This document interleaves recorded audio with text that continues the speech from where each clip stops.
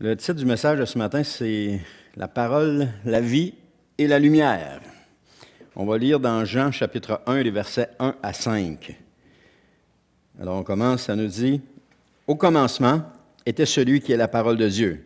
Il était avec Dieu, il était lui-même Dieu. Au commencement, il était avec Dieu. Tout a été créé par lui, et rien de ce qui a été créé n'a été créé sans lui. En lui résidait la vie, cette vie était la lumière des hommes. La lumière brille dans les ténèbres, et les ténèbres ne l'ont pas étouffée. » Seigneur, on te remercie pour ce temps. Je te prie, Seigneur, que tu puisses parler à nos cœurs ce matin.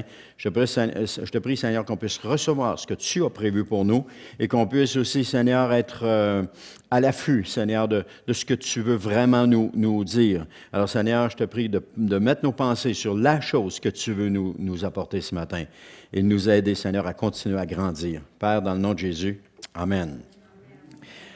Alors, cette introduction du livre de Jean, pour moi, c'est le début du livre de Jean, c'est la plus belle introduction de toute la Bible, parce qu'elle nous parle de Jésus, elle nous parle qu'il est la vie, qu'il est la lumière, etc. Mais aussi, l'évangile de Jean aurait pu être le premier livre du Nouveau Testament, parce qu'il commence exactement comme la Genèse, au commencement. On voit ça dans Genèse 1.1 qui nous dit « Au commencement, Dieu créa le ciel et la terre ». Vous savez, il y a un commencement pour toute chose. Il y a un commencement, parce que toute vie commence par un commencement. La naissance, c'est un commencement. La conception, c'est un commencement. La graine qu'on a semée en terre, c'est un commencement. Les projets sont dans un commencement. L'Église est dans un commencement. Tout est un commencement. Toute vie commence par un commencement. Et toute chose qu'on fait. Des fois, on veut faire quelque chose, mais on ne sait pas par où commencer. Donc, ça veut dire qu'il y a un commencement. Il y a un commencement à quelque chose. Et le commencement d'une chose peut être difficile, il peut être ardu, par exemple, la naissance d'un enfant, la première année d'un mariage, le début d'une entreprise, le début de la vie chrétienne, le début d'une œuvre, le début d'un ministère, etc. Tout cela peut être ardu et peut être difficile. C'est un commencement. Vous connaissez le verset d'Ecclésiaste 7.8 qui dit, dans Louis II, qui dit « Mieux vaut la fin d'une chose que son commencement ». Et c'est ce que j'ai expérimenté cette semaine quand j'étais en train de finaliser les choses pour l'appartement, où est-ce qu'on s'en va. Et je me disais, oui, ça vaut vraiment, c'est vraiment bien la fin d'une chose plutôt que son commencement. Parce que quand tu commences, tu vois la montagne. Au début, tu ne t'imagines pas que c'est une montagne. Je me souviens des paroles que je disais à Olivier, c'était « Oh, ça ne sera pas long, ça va être facile, blablabla, blablabla. » Olivier dit « Non, ça va être l'ouvrage, je t'avertis. Non, ça va être facile. » Eh, mais, il avait donc raison. Avouez que mon gendre avait raison, c'est vrai. Ça a terminé par 2 garages. Et à travers tout ça, il y a eu toutes sortes de choses qui se sont passées, toutes sortes d'affaires. Jusqu'à cette semaine où j'ai eu un appel du notaire et on a eu une nouvelle. Gloire à Dieu. Quelqu'un qui n'est pas affermi dans le Seigneur pourrait dire « Ah, c'est pas de Dieu, tout ça, c'est pas de Dieu, regarde les problèmes. » Mais la réalité, c'est non. Et on croit toujours que c'est de Dieu, ce changement-là dans notre vie qu'on opère. C'est que le notaire m'a appelé pour me dire que la personne qui achetait notre maison est décédée subitement cette semaine. D'une crise de cœur dans son fauteuil. Et là j'ai dit « Ah, my. » Alors là, il y a des décisions qui vont devoir être prises. Bien entendu, Dieu veille sur toute chose. Mon garçon, il dit « C'est bizarre tout ça. » J'ai dit à mon garçon, j'ai dit par texto, j'ai dit « L'avenir ne nous appartient pas. L'avenir appartient à Dieu. Je peux mourir à soir aussi assis dans mon fauteuil. Je peux ne pas me réveiller demain matin aussi. L'avenir ne nous appartient pas. » Quelqu'un me disait un jour, on ne sait pas ce qui nous pend au bout du nez. C'est-à-dire qu'on ne voit pas plus loin que le bout de notre nez parce que l'avenir, on ne la connaît pas. On vit le moment présent, c'est tout ce qu'on peut faire. On peut faire des projets, c'est Jacques qui dit ça, on peut faire des projets pour l'avenir. Mais si Dieu le veut, c'est Dieu qui décide de tout. Alors voilà, on a fait des projets, mais Dieu décide et puis on va passer à travers. Je me souviens aussi d'un frère chrétien qui avait acheté une maison, il avait vendu sa maison puis il en avait acheté une autre. Mais il y a eu des problèmes, mais des problèmes, mais des problèmes. Ça n'arrêtait pas. Le toit qui coule, je pense que ça a coulé 3 fois avant qu'ils finissent par trouver le problème. Une autre fois, ça a été un gros bloc de glace qui s'était formé sur le bord de la toiture et qui s'est détaché. Il a descendu, il y avait un banc de neige ou sa fenêtre de salle de bain au sous-sol. Le bloc de glace a glissé, fracassé la fenêtre, puis il s'est répandu dans la salle de bain en bas. Plein d'affaires comme ça. Et là, moi et Anne, on en parlait, puis on se disait « Ah, c'était pas de Dieu certain l'achat de sa maison, ça n'a pas de bon sens. » Mais lui, il était convaincu que oui. Et puis, il savait que cette maison-là, c'était Dieu qui avait permis qu'il l'ait. Et que donc, chaque problème qui arrivait, Dieu avait une solution pour ça. Et qu'il ne s'est pas laissé décourager par ça. Puis moi, j'ai remarqué sa foi, puis je me disais, mais j'aurais cru que ce n'était pas de Dieu. Mais lui, il disait non, c'est de Dieu. Parce qu'il a permis chacune des étapes. Il a permis toutes choses. Et des fois, Dieu permet des choses, on ne comprend pas pourquoi. J'ai même demandé au Seigneur, il dit, pendant le gros du travail que je faisais, j'ai dit au Seigneur, il dit, pourquoi tu as permis ça? Pourquoi tu as permis ça? Pourquoi tu as permis qu'on achète ça? Pourquoi tu as permis qu'on fasse ça? Mais Dieu avait une leçon. Dieu avait une leçon à m'apprendre là-dedans. Des fois, c'est pas toujours, mais des fois, Dieu a des leçons à nous apprendre. Et la leçon, c'était mieux vaut la fin d'une chose que son commencement. Mais aussi de persévérer quand c'est difficile.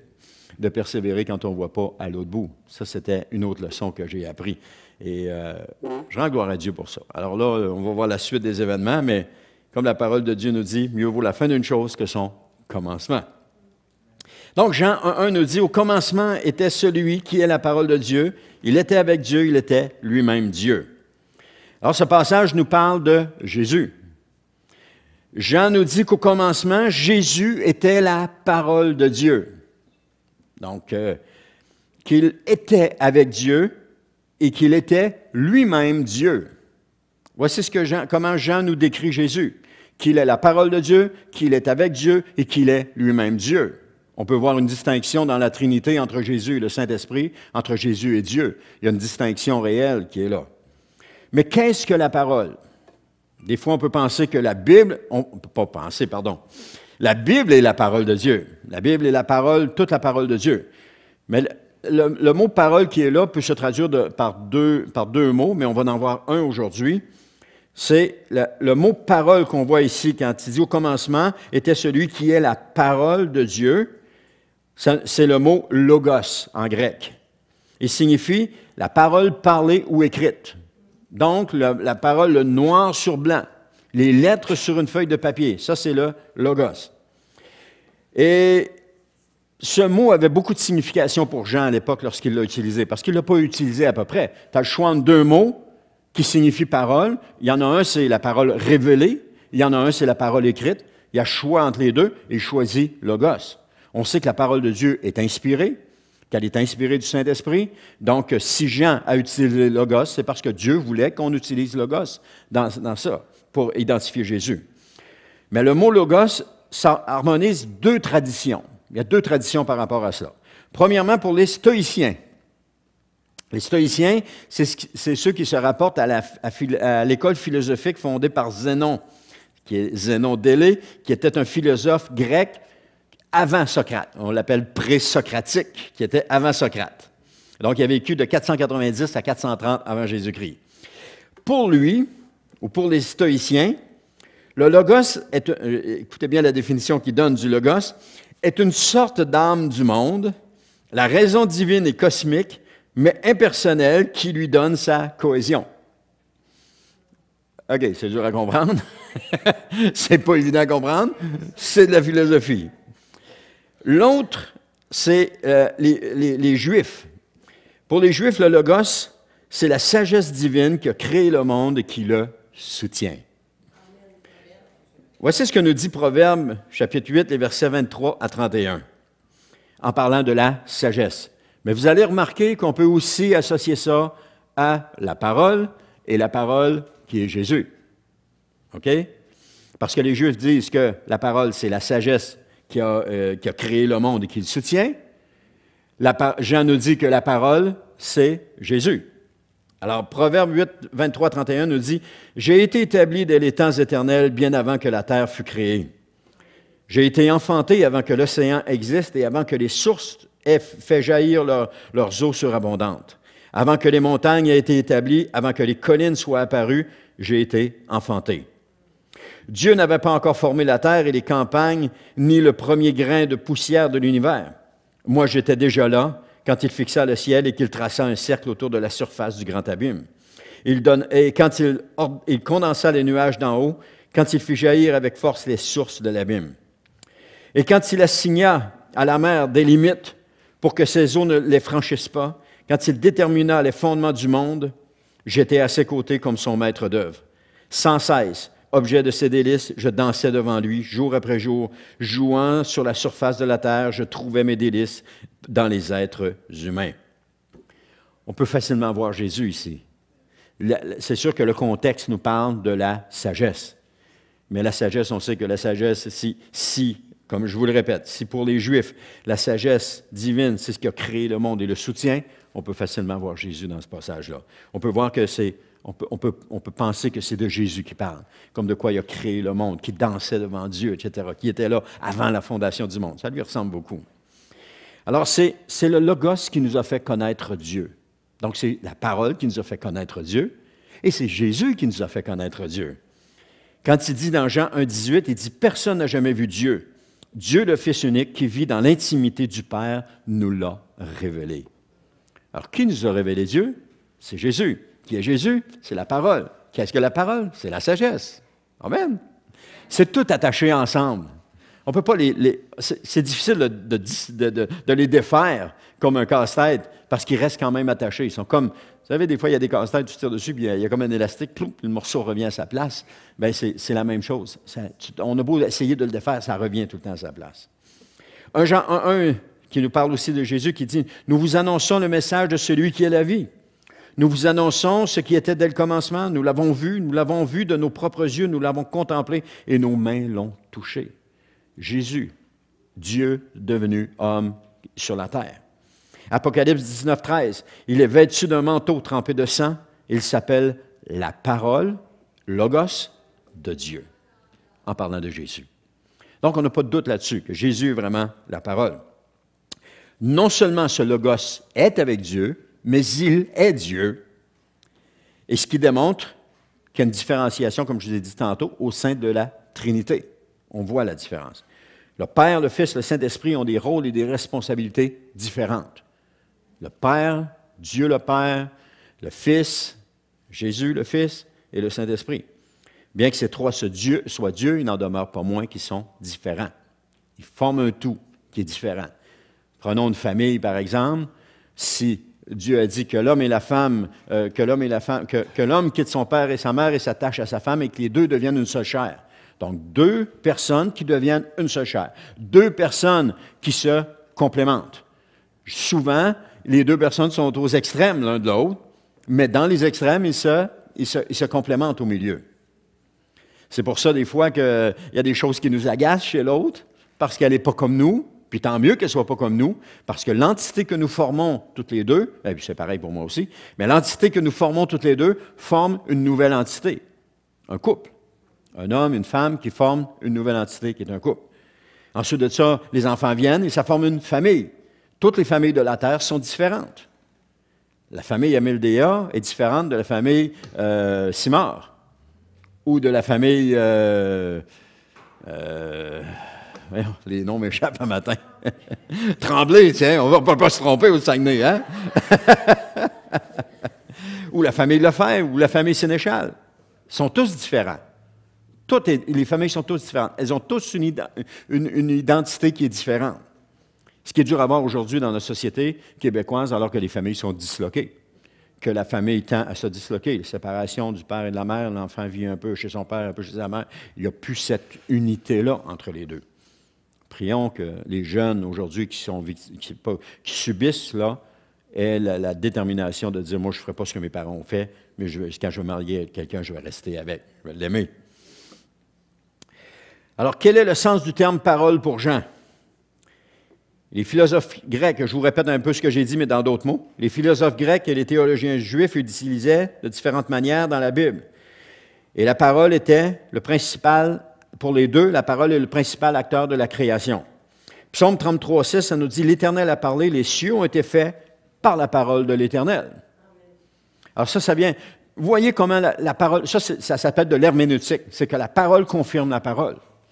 Et c'est des livres qui n'ont pas été écrits par la même personne, à la même époque et dans la même société. Le psalmiste au psaume 33 a écrit ça à un moment donné qui était différent de celui de Jean lorsqu'il l'a écrit.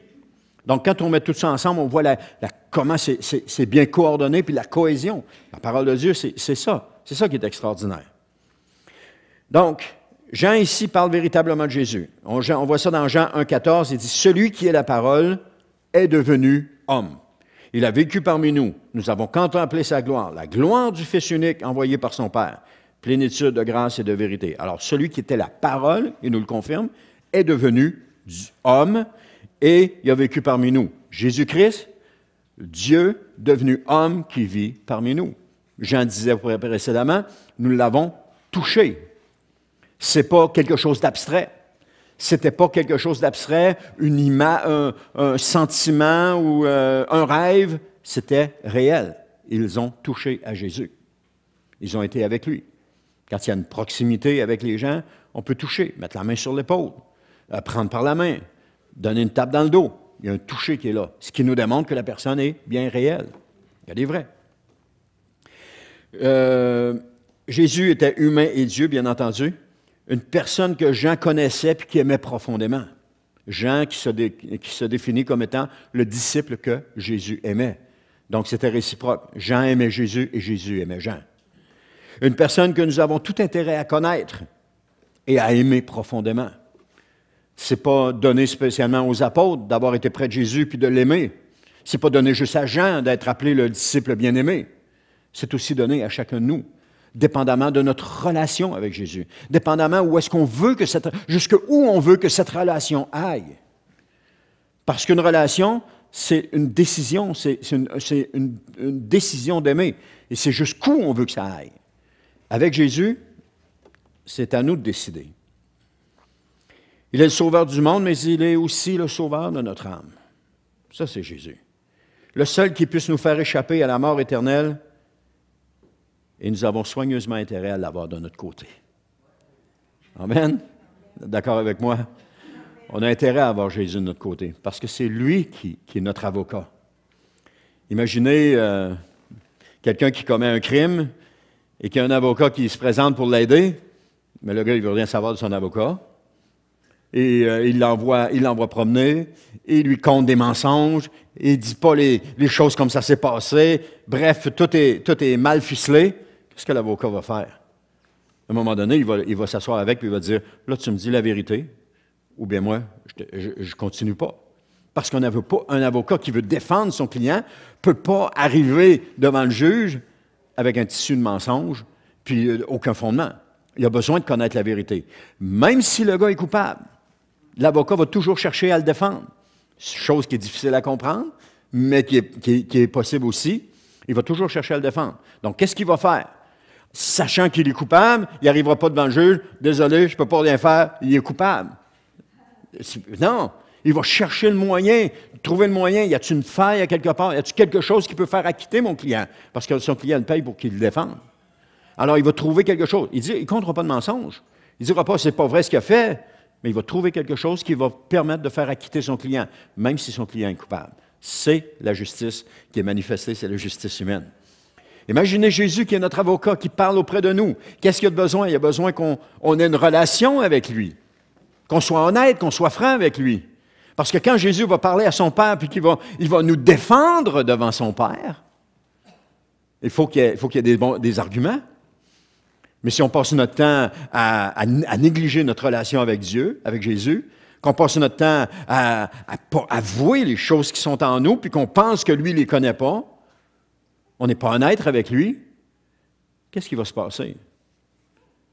Il ne pourra pas rien faire pour nous. Alors, c'est un peu la même chose. Amen. Il est le seul qui puisse nous faire échapper à la mort éternelle. Matthieu 16, 27, qui nous dit, « En effet, le Fils de l'homme va venir dans la gloire de son Père avec ses anges, et alors il traitera chacun conformément à sa manière d'agir. » Nous allons être traités selon notre manière d'agir, chacun de nous. Il n'y a pas de jugement. On n'est pas là en train de se regarder, puis lui, comment est-ce qu'il va te traiter? Non, on se regarde personnellement, puis c'est à nous que Dieu parle. Alors, ce Jésus, la parole, est le créateur de l'univers, il est la révélation suprême de Dieu, il est l'image vivante de la sainteté de Dieu. C'est Jésus. Et c'est par lui que tout subsiste. Non seulement il est le créateur, mais tout subsiste par lui. Quand il dit dans Colossiens 1,17, c'est Paul qui parle, il est lui-même bien avant toute chose. Encore une fois, il vient confirmer qu'il était là avant, on l'a vu dans Proverbe tout à l'heure. Et tout subsiste en lui. Si les choses tournent encore aujourd'hui, c'est à cause de Jésus. Tout subsiste en lui. Si le monde tourne encore, depuis des millénaires que le monde tourne, amen, c'est à cause de Jésus. Alors, pour les Juifs, affirmer que Jésus était Dieu équivalait à blasphémer. Pour les Grecs, la parole faite homme était une pensée inimaginable. Mais pour Jean, cela constituait la bonne nouvelle de Jésus-Christ. Vous voyez, il y a trois façons, hein? Il y a trois façons. Jean est celui qui le connaissait. Les Juifs sont le peuple choisi de Dieu et ils ne pouvaient pas concevoir que Jésus était le Fils de Dieu. Ils ne l'ont pas accepté comme tel, ils l'ont crucifié. Les Grecs vivaient sans Dieu et ne pouvaient pas, c'était une pensée inimaginable que la parole soit faite chair. C'était inimaginable. Mais pour Jean, c'était la bonne nouvelle de Jésus-Christ. Christ fait homme. Jésus fait homme. Aujourd'hui, c'est loin de nous tout ça. C'est loin de nous. Quand on regarde ces 2000 ans passés que Jésus est venu sur la terre, non, presque 2000 ans passés que Jésus est venu sur la terre, non, 2000 ans, bref. J'essaie d'en donner à tout le monde. Mais c'est loin de nous. Mais rien n'empêche que c'est encore réel. On n'a pas vécu dans ce temps-là. D'ailleurs, si on avait vécu dans ce temps-là, les choses auraient été différentes pour nous. Mais on n'a pas vécu dans ce temps-là, mais on est rendu comme presque 2000 ans après que Jésus a marché sur la terre, mais c'est encore vrai. Une vérité ne se transforme pas avec le temps. Une vérité reste une vérité. Elle ne change pas. Les hommes ont essayé de la changer, les hommes ont essayé de prouver que ce n'était pas vrai, les hommes ont essayé de changer les situations, mais ils n'ont jamais été capables. Parce qu'il y a des faits qui prouvent le contraire. Les faits. La mort de Jésus-Christ sur une croix est un fait. Le procès est un fait. Ensuite de ça, qu'il soit ressuscité, c'est un fait. Les 500 personnes à qui il s'est montré, c'est un fait. La mort et la résurrection de Jésus ne reposent pas sur des quiproquos ou des soi-disant ou des choses comme ça. Elles reposent sur des faits. Et c'est ça qui est exceptionnel. C'est ça qui est extraordinaire. Ça repose sur des faits. Jean 1,3 nous dit « Tout a été créé par lui et rien de ce qui a été créé n'a été créé sans lui. » Est-ce qu'il vous arrive de penser que votre vie est trop compliquée pour que Dieu puisse la comprendre? Ce que nous devons nous rappeler, c'est qu'il a créé l'univers. Alors, les situations de ma vie ne sont pas trop compliquées pour qu'il puisse. Elles sont peut-être compliquées pour moi, mais pour Dieu, elles ne sont pas compliquées. Premièrement, il voit tout, il sait tout. Alors, quand il me regarde, il voit tout. Il voit le passé, il voit mon futur, puis il voit le présent. Il voit tout. Donc, c'est rien de trop compliqué pour lui. Même si pour moi, parfois, qu'est-ce qui va arriver, qu'est-ce que je vais faire, même si parfois souvent, avouons-le, souvent je m'inquiète. Je suis humain. Je ne suis pas surhumain, je suis humain. Je m'inquiète, je me pose des questions. J'essaie c'est incroyable, mais ça m'arrive, je suis certain que ça vous arrive aussi. J'essaie de me sortir d'une situation qui peut-être va arriver en mentant. Si ça arrive, je vais dire ça. Puis là, je me ressaisis, je dis, voyons, je ne peux pas mentir. Il faut que je dise la vérité. Vous voyez comment est-ce qu'on est? On est bizarres, nous, les humains. On est des bébites bizarres. Non, on est créés par Dieu. On est des êtres humains à l'image de Dieu. Mais bon sang que le péché nous a déformés, puis qu'il nous a... Oui, des créatures merveilleuses. Mais bon sang que le péché nous a déformés, puis qu'il nous a rendus tellement laids à cause du péché. Mais rien n'empêche qu'on demeure pas moins que des créatures merveilleuses. Alors, ce qu'on doit se rappeler, c'est qu'il a créé l'univers, cet univers sans fin que l'homme peine à découvrir. On est incapable d'aller au bout de l'univers. D'ailleurs, il n'y a pas de bout à l'univers. Et c'est Dieu qui l'a créé. Avec ses milliards de galaxies, ses secrets encore inexpliqués. Et tous les jours, des hommes découvrent des choses nouvelles de l'univers, mais il y a encore des secrets inexpliqués. Pour lui, pour Dieu, rien n'est trop difficile. Rien. Rien de ce que vous vivez, rien de ce que vous avez à vivre, rien n'est trop difficile. Dieu nous a créé, son amour pour nous est sans fin. Amen. Et avant que nous ayons quoi que ce soit, avant qu'on ait fait quoi que ce soit, il nous aimait déjà. Comme une mère qui aime son bébé tendrement. Imaginez tout à l'heure, on a Gabriella avec Ghislaine et Lucas. Quand Gabriella est arrivée, Ghislaine et Lucas, ils l'aimaient déjà. Qu'est-ce que Gabriella avait fait pour qu'elle soit aimée? Elle n'a rien fait. Il l'aimait déjà. Qu'est-ce qu'on a fait pour que Dieu nous aime? On n'a rien fait. Il nous aime déjà. C'est le même principe. Des fois, je prends souvent ces exemples-là parce que ramenons ça à notre niveau pour comprendre. Quand on prend un bébé naissant et qui est dans les bras de sa mère, qu'est-ce que le bébé fait pour que sa mère l'aime? Alors, mettons-nous dans les bras de Dieu. Qu'est-ce qu'on a à faire pour que Dieu nous aime? On n'a rien à faire. Il nous aime. Mais nous, on cherche à prouver quelque chose. On cherche à se prouver quelque chose. On cherche à attirer la faveur de Dieu sur nous alors qu'on a déjà toute la faveur de Dieu. On perd notre temps à essayer d'attirer la faveur de Dieu. Il nous l'a déjà donné. On perd notre temps à essayer d'être aimé de Dieu, on est déjà aimé. Quand Jean s'appelle le disciple que Jésus aimait, c'est-tu parce que Jean faisait des choses que les autres ne faisaient pas, puis qu'il attirait l'amour de Jésus sur lui? Non. Jean avait compris qu'il était aimé de Dieu. Je pense que c'est ça. Jean avait compris qu'il était aimé de Dieu. Et que c'est ça qu'on doit comprendre. Nous sommes aimés de Dieu. Et là, on n'est pas dans le comportement, on est dans l'amour immédiat de Dieu. Notre comportement, c'est autre chose.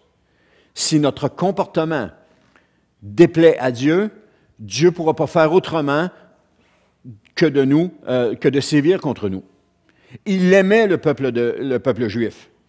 Quand on lit dans Jérémie ou dans Ézéchiel ou dans Ésaïe, comment Dieu aimait le peuple juif, mais ce qu'il n'aimait pas, c'était ce qu'il faisait. Et qu'est-ce que Dieu est obligé de faire? Il les a invités à revenir, puis je n'ai pas encore dit assez de revenir sur l'invitation que Dieu faisait pour que le peuple revienne à lui. Mais le peuple refusait de revenir. Il continuait avec ses idoles, il continuait à sacrifier leurs enfants, et puis ils en rajoutaient. Ils ont même mis des idoles dans le temple de Dieu. Qu'est-ce que Dieu a fait? Dieu est obligé de sévir. Est-ce que c'est parce qu'il les aimait plus? Non. Il les aimait. Mais c'est parce que leur comportement déplaisait. Ils n'avaient pas un comportement qui honorait Dieu. Alors c'est la même chose. On n'a pas besoin de forcer pour être aimé. On est aimé. Mais notre comportement doit aussi aller avec notre conviction. À un moment donné, j'étais allé reconduire des gens à une activité. C'était au Mont-Lac-Vert. Une activité où est-ce que c'était des affaires d'Halloween, là, festivités d'Halloween. Là. Et je me posais des questions. Je me disais, pourquoi est-ce que les gens vont là? Pourquoi est-ce que les gens apprécient ça? Puis même un commentaire d'une des personnes disait, je n'ai pas visité, je l'ai dit en passant, là. Et même un commentaire d'une personne qui disait, c'est drôle comment la mort attire le monde. Alors, elle a juste dit ça de même, c'est une non-croyante. Elle dit, c'est drôle comment la mort attire le monde. Et là, je me suis même posé des questions. Je me suis dit, pourquoi est-ce que les gens vont voir ça? Alors, pourquoi est-ce qu'ils vont voir ça? La réponse que j'avais, c'était, ils démontrent seulement leur allégeance. Si, parce que j'ai vu passer quelqu'un qui, je ne sais pas s'il est encore chrétien, mais qui était chrétien à un moment donné, je l'ai vu passer là avec ses enfants pour aller visiter ça. Alors, je me suis dit, pourquoi est-ce que cette personne-là va visiter ça? Et là, c'est là que ça m'est venu, elle démontre seulement son allégeance. À qui est-ce qu'on a notre allégeance? Est-ce que c'est à Dieu ou c'est au prince de ce monde? Est-ce que c'est à Jésus ou c'est au prince de ce monde? Si notre allégeance est à Jésus, ces choses-là, on va s'en éloigner, on va les fuir, on ne voudra pas y aller. Mais si notre allégeance est au prince de ce monde, ces choses-là, on va y aller et ça ne nous dérangera pas. À qui est notre allégeance? À qui est-ce qu'on donne? À qui est notre cœur, dans le fond? C'est un peu ce que ça veut dire. À qui j'ai donné mon cœur? Est-ce que je l'ai donné à Jésus ou je l'ai donné au prince de ce monde? Si j'ai donné mon cœur à Jésus, mon comportement devrait aller en fonction de ma décision. Amen. Alors Dieu a créé toutes choses à partir de rien, puis il n'y a rien qui est comparable avec nous qui créons quelque chose aussi. Nous aussi, on est créés à l'image de Dieu et nous créons. Comme Dieu a créé, nous créons. La différence avec nous, c'est que nous créons à partir de quelque chose, mais que Dieu crée à partir de rien. Dieu parle et ça se fait. Nous, on a besoin de matériel, les mettre ensemble, les transformer et ça donne quelque chose. Mais aussi, tout ce que nous avons vient de lui. Tout ce qu'on a vient de lui. Mes talents. Si je suis bon dans quelque chose, ça me vient de lui. Si j'ai des aptitudes à quelque chose, ça me vient de lui. Nos dons, nos capacités, nos talents, ça nous vient tout de lui. C'est lui qui nous a créés. Il nous a formés. J'en entends qui disent, vous ne les entendez pas, hein? Moi je les entends. Ouais, moi je ne vais pas me mettre des talents. Ce n'est pas la quantité qui compte, c'est d'en avoir un. Et tout le monde en a au moins un. Tout le monde a un talent quelque part. Tout le monde a une qualité, au moins une qualité.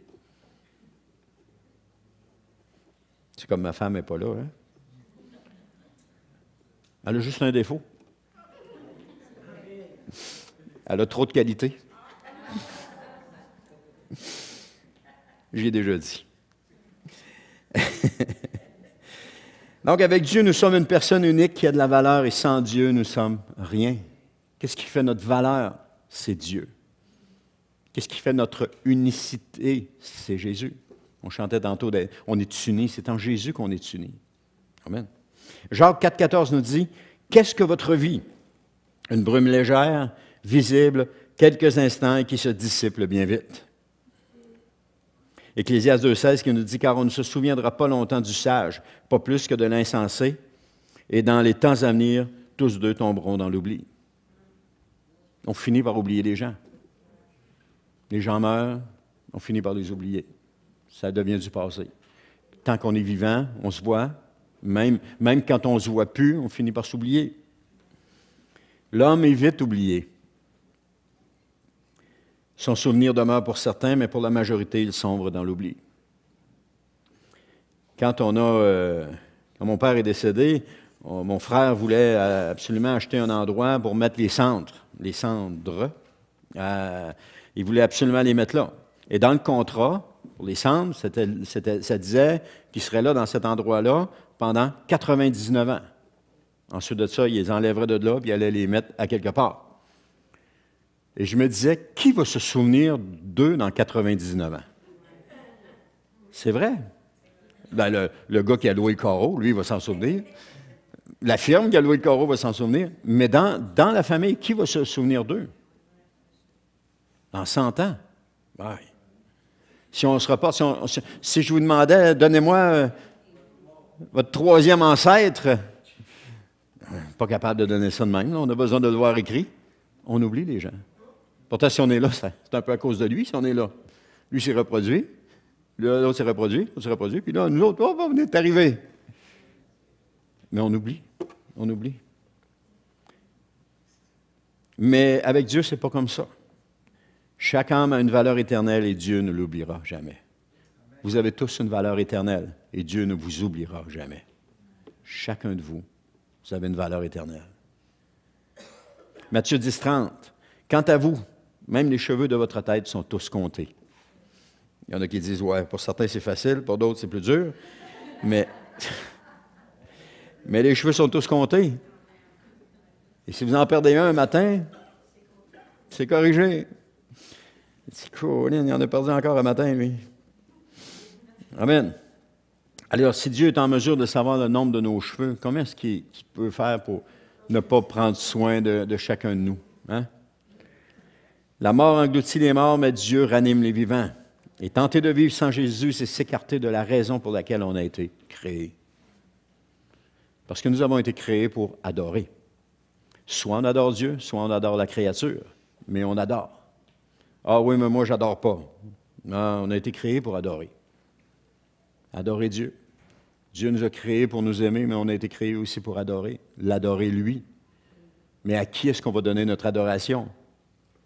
C'est encore une question de décision. Jean 1,4 nous dit, je continue avec ça, « En lui résidait la vie et cette vie était la lumière des hommes. » Une autre traduction possible de ce passage, c'est « Tout a été créé par lui et rien n'a été créé sans lui. » Amen. Alors, ce qui signifie que ce qui a été créé avait la vie en lui et que Jésus apporte la vie parce qu'il est la vie.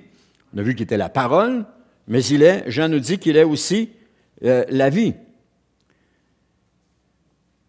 Il dit dans Jean 1,4, il dit « En lui résidait la vie, et cette vie était la lumière des hommes. » Alors Jésus est la parole, il est la vie, puis il est la lumière.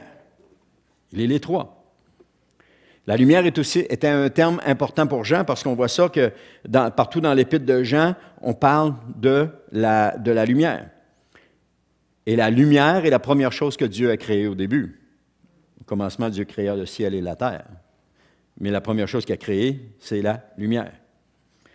Genèse 1,3 nous dit alors que la lumière soit et la lumière fut. Dans l'Ancien Testament, la lumière représente la révélation de Dieu qui guide le croyant. La nuée dans le désert qui conduisait le peuple d'Israël, où la nuit c'était une flamme. Psaume 36,10 nous dit « Car chez toi est la source de la vie, c'est dans ta lumière que nous voyons la lumière. » C'est seulement dans sa lumière qu'on voit la lumière. Donc, la lumière est en association avec la vie.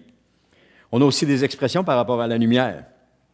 Faire la lumière, mettre en lumière, apporter une lumière, voir la lumière au bout du tunnel, apporter un éclairage nouveau, et cette personne n'est pas une lumière.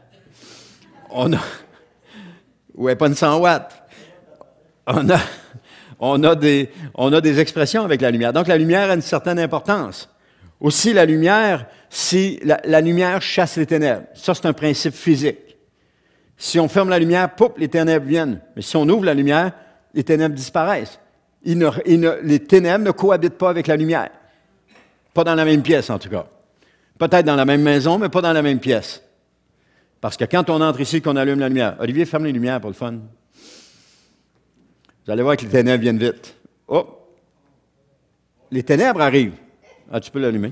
Alors, quand tu ouvres la lumière, les ténèbres, ils s'en vont. Ils ne restent pas. C'est un principe physique qu'on connaît.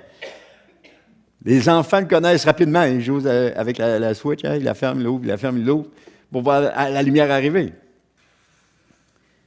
Donc, dans Jean 1,5, il nous dit « La lumière brille dans les ténèbres et les ténèbres ne l'ont pas étouffée. » Ou les ténèbres ne l'ont pas reçue.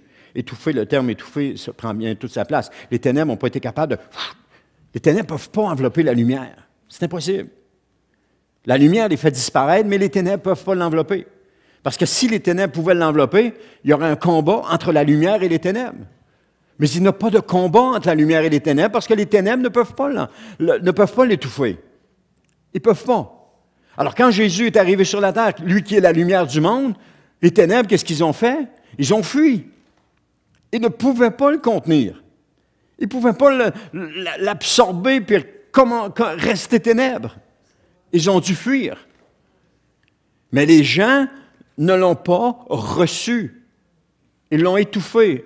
Ils ne l'ont pas étouffé, c'est-à-dire que les gens ne l'ont pas reçu. Ils n'ont pas...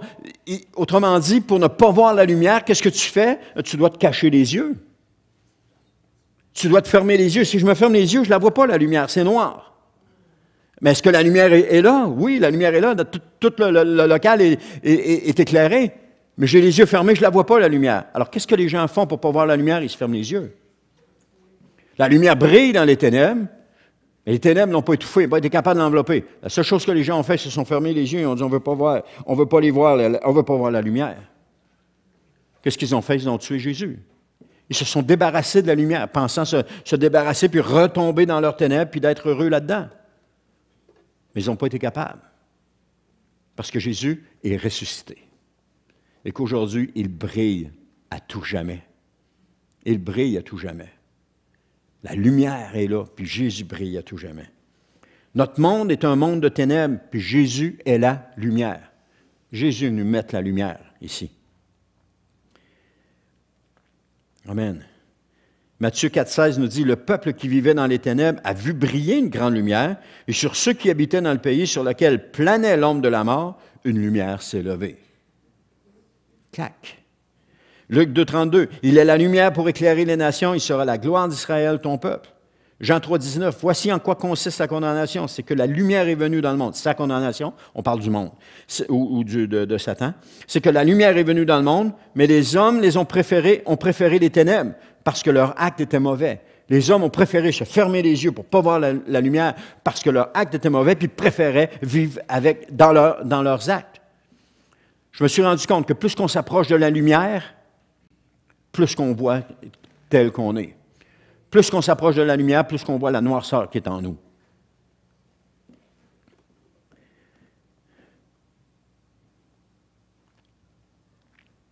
Pourquoi est-ce que les gens refusent de voir cette lumière? Parce que cette lumière leur démontre tout ce qui est mauvais en eux. Et ils ne veulent pas le voir.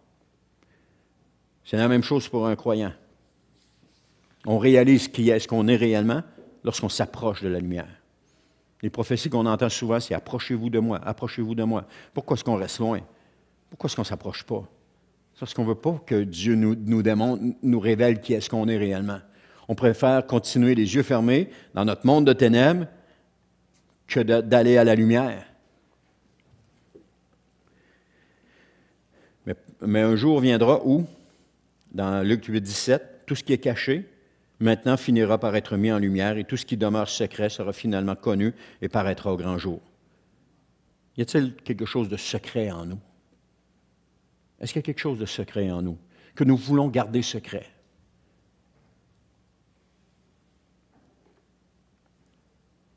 C'est comme une maison. On parle souvent qu'on est le temple du Saint-Esprit.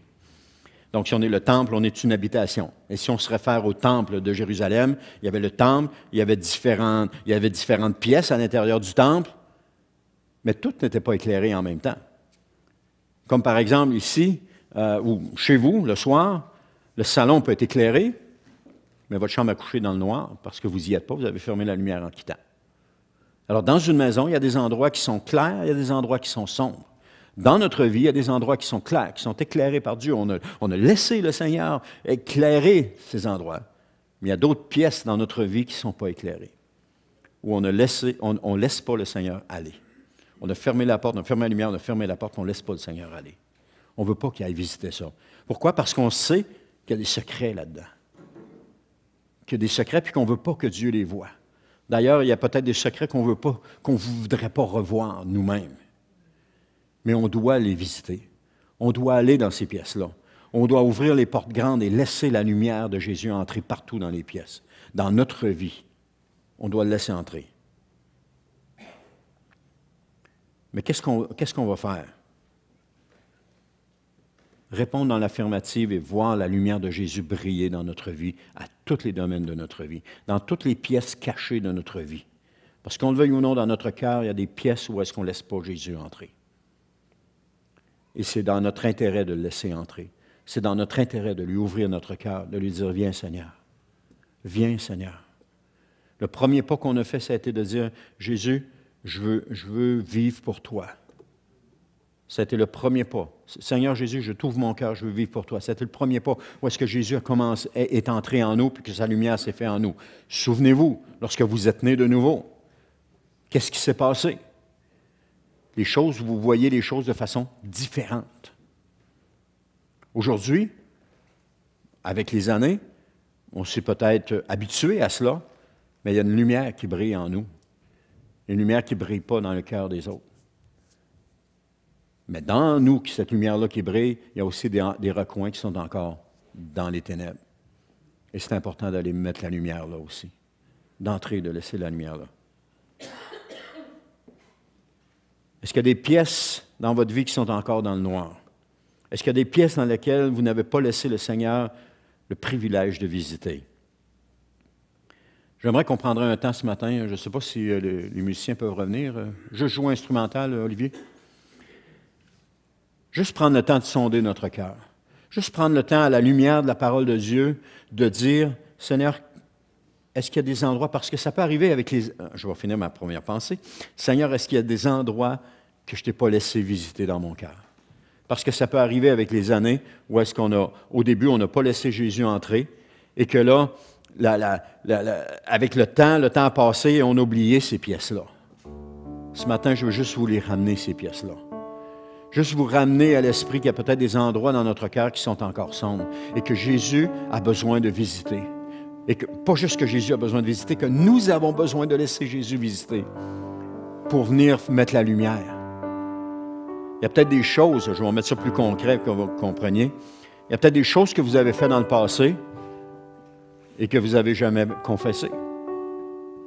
Vous avez fermé la porte, éteint la lumière et fermé la porte, et vous n'avez jamais confessé à Dieu.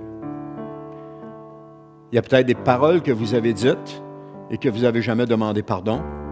Vous avez fermé la lumière, vous avez fermé la porte. Vous n'avez pas laissé Jésus, l'éclairage de Jésus dans cette pièce-là. Peut-être des actions, des intentions, des pensées. Et ce matin, c'est ce qu'on veut faire. Juste laisser la lumière de Jésus entrer. Retournez dans ces pièces-là. Une seule que Jésus va vous montrer ce matin. Une seule. D'ouvrir la porte, puis de rallumer la lumière, puis de dire, c'est vrai, Seigneur. À tel moment, j'aurais dû te le confesser, je ne l'ai pas fait. À tel moment, j'aurais dû te demander pardon, je ne l'ai pas fait. Peut-être qu'il y a quelqu'un qui vous a fait du tort, et puis vous avez brisé cette relation-là avec cette personne-là. Vous avez fermé la lumière, vous avez fermé la porte, pour ne plus avoir de relation avec cette personne. Alors que c'était Dieu qui avait mis cette personne sur votre chemin. Et c'était Dieu qui l'avait mis là pour vous transformer à travers des situations, à travers cette relation-là. Mais vous avez fermé la porte, vous avez fermé la lumière, vous n'avez pas voulu voir ça. Alors ce matin, je veux juste qu'on prenne quelques instants. Quelques instants pour réfléchir en fermant les yeux, baissez vos têtes, fermez vos yeux, puis réfléchissez à une pièce encore sombre que vous n'avez pas laissé Jésus entrer. Et demandez-lui d'ouvrir. Ouvrez-lui la porte, allumez la lumière. Prenons un temps avec le Seigneur pour l'inviter à venir visiter ces pièces maintenant, pendant qu'on continue à jouer instrumental.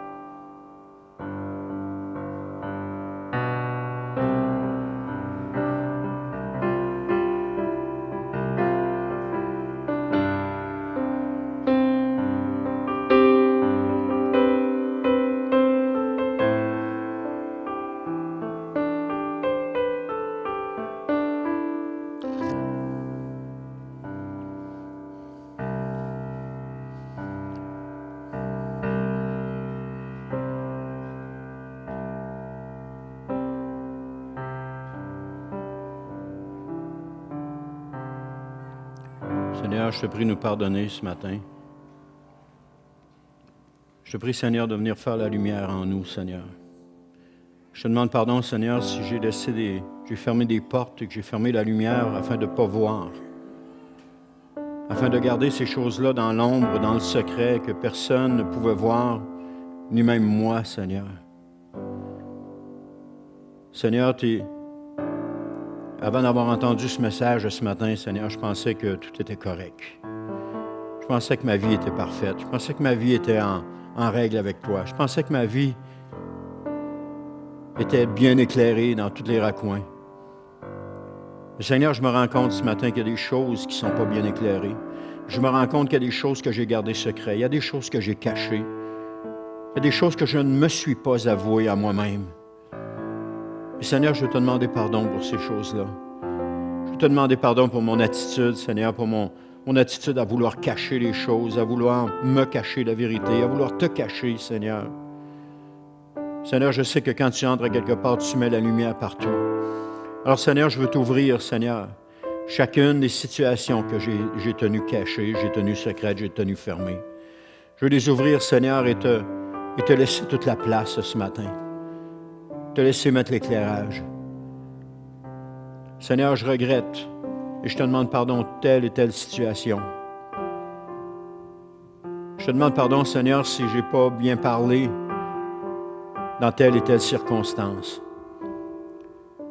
Je te demande pardon si j'ai mal agi dans telle ou telle circonstance. Je te demande pardon si mes paroles n'ont pas été ce qu'elles auraient dû être dans telle ou telle circonstance.